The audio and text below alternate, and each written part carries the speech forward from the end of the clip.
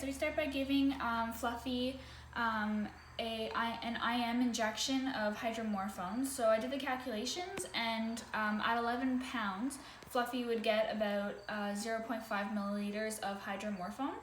So to start, we would attach our syringe. So it's a 3 milliliter syringe.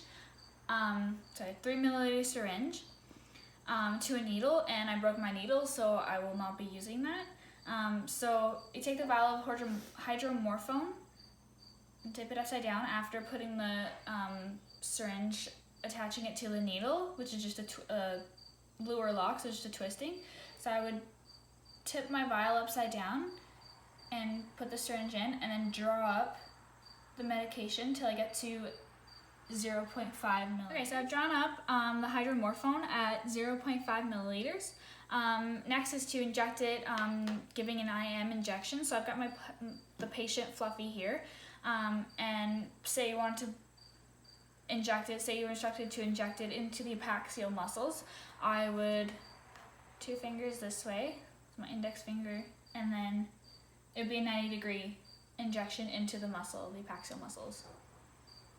Okay, so doing a physical exam on Fluffy's eyes, we'd start by generally looking at the eyes, seeing if we can notice any discharge or any very evident issues with the eyes. So we'd be checking the sclera, the white of the eyes, making sure it's white and it's not red or like really pink or bloodshot. We would check the iris, make sure that the color is still good. We can check for the third eyelid by pushing down, making sure that's still intact. We can also be checking the symmetry of the pupils and making sure that they are symmetrical. And finally, for the eyes, we could do generally 3 tests. So the shimmer tear test, to test how lubricated the eye is. The fluorescein dye test to check if there's any tissue scarring or any cuts in the cornea. And we could also do the tonal pen test to test the pressure of the eye. So Fluffy needs IV fluids administered subcutaneously. So the 2 methods to doing that is you could either attach a 20-gauge needle to an IV drip set and administer it that way, or I chose to use I don't have a 60 ml syringe, but say this is a 60 ml syringe, I attach it to a 20-gauge needle and administer it subcutaneously. So the ideal spot would be between the 2 shoulder blades and making a pocket and then administering this way. So Fluffy needed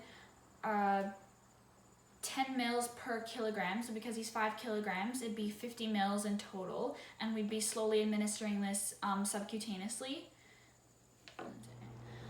Alright, so the situation said that Fluffy had a cut on her front leg and her dew claw was torn off. So we're going to do a bandage for dew claw. So we're going to start by grabbing a Telfa pad. And this is a little big, but we're going to apply it to put it over the dew claw and kind of wrap it around the dew claw. And then we're going to use our cling wrap, not wrapping the paw itself, but wrapping around the Telfa pad, starting distally and then going up proximal, so going up the leg. Yep.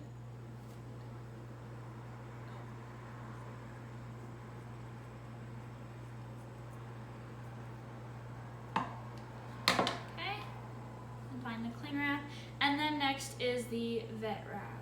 So we're gonna go ahead and again start distal and kind of overlapping a bit and attaching it to the fur so that it secures it and that it doesn't fall off.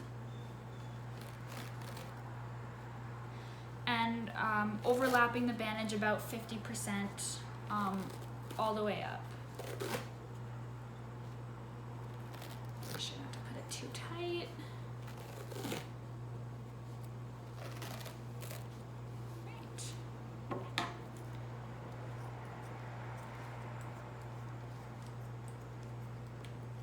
And we're going to make a tab at the end for easier removal. And then finally, we are going to take the ends of the vet wrap.